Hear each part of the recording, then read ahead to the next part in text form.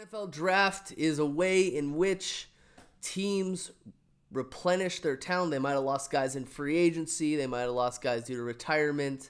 Might have traded guys. Now they want to get young players to build their roster. Now, in this segment, I'm just going to talk about our first round. You know, sometimes I make a video with me reacting to the pick, but there really wasn't any reaction to be made. You know, my wife made a video. She filmed the video of me, but I'm going to keep it in the drafts because it's just not exciting. I don't know about me recently, but I'm just not a very exciting person. Maybe it's just my pessimism, or maybe it's just the fact that I'm always overtired. I just don't get excited that much. So you should watch another video because it's just super mundane. I don't know. I'm just a mundane person now. It's weird. Man, get older, you're not exciting. You're just mundane. So I'm not going to post that one. Last year was way better because I was like kind of pissed off about it a little bit. But reacting to our first two picks, Jalen Carter and Nolan Smith Jr. or Nolan Smith II. Jalen Carter, it was a very controversial pick. And understand that you can like the player. You can like the talent. You can like what the person could bring to the field. Because again, the Eagles lost Javon Hargrave.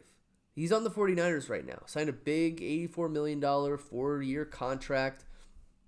Good for him, right? Good for him. But then, you know, we got an open spot at defensive tackle.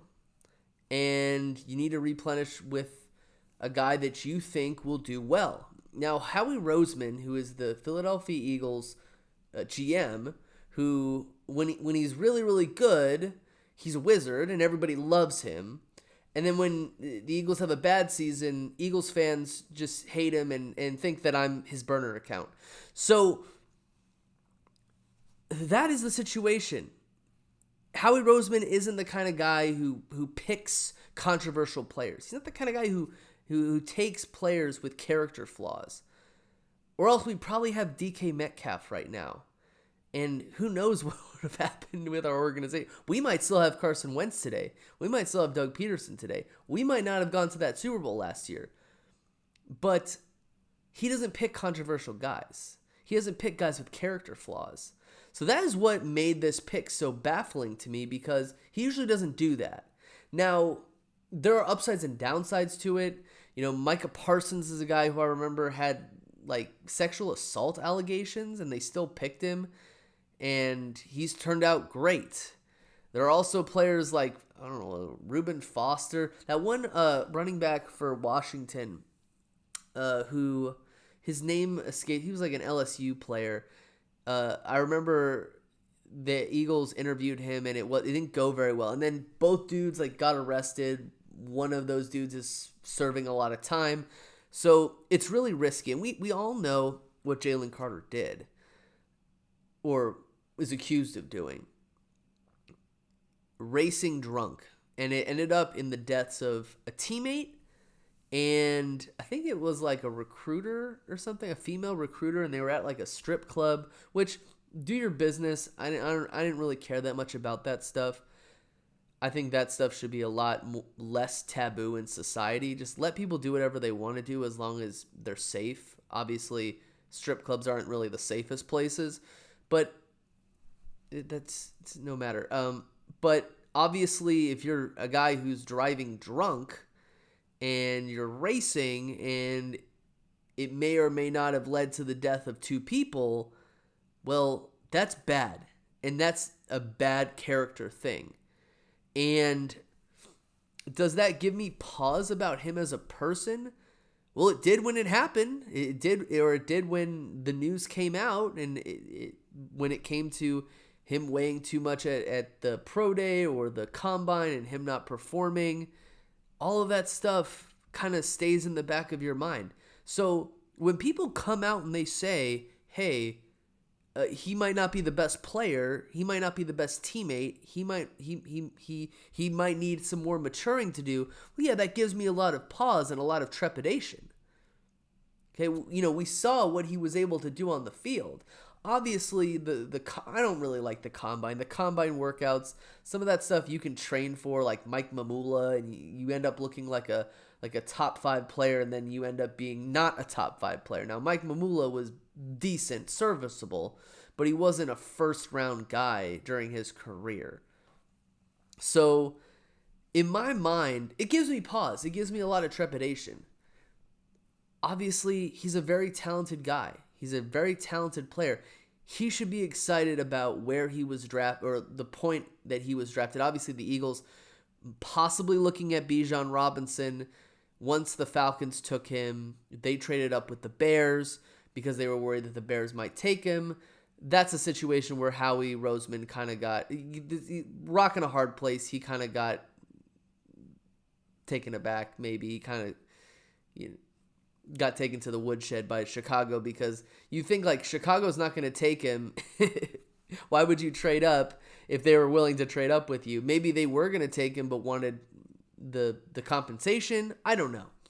But he's a great talent, and it's one of those situations where I'm excited that the Eagles got a guy that they can use for the future. But then, I don't know. It's just one of those situations where it's going to be a wait and see. I'm more of a wait and see kind of guy. I'm not one of those guys who's going to stand out there and make guarantees about players.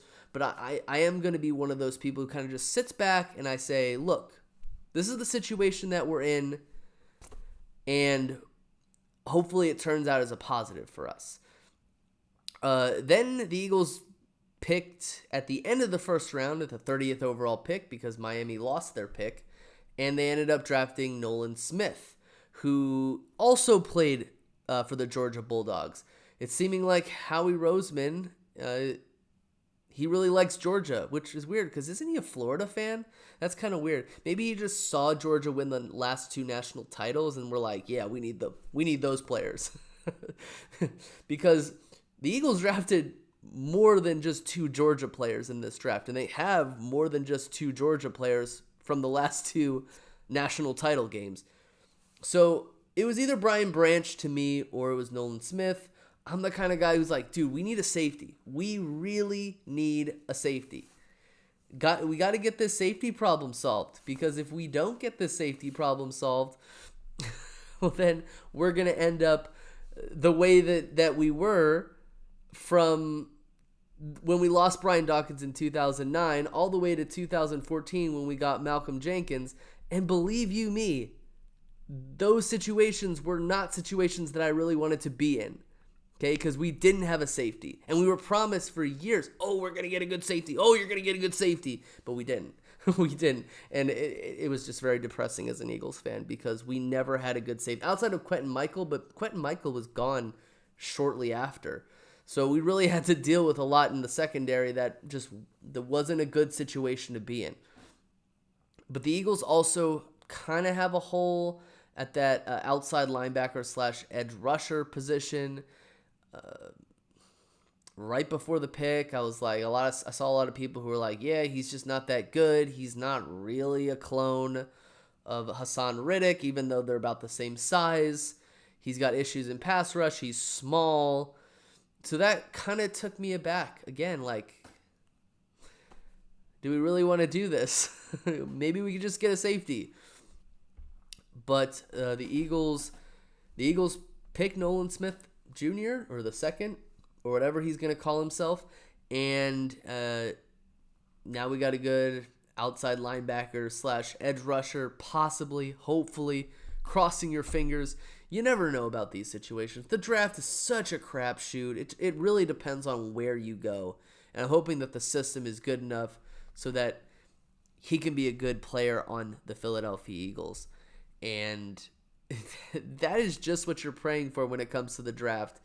Obviously, Howie Roseman and the Eagles have been, over the last 22 some odd years, have been really good at drafting linemen, not so good at drafting skill player positions like receiver, cornerback, and safety. But who knows? Maybe they just gel well as a team and they're able to reach their goals better.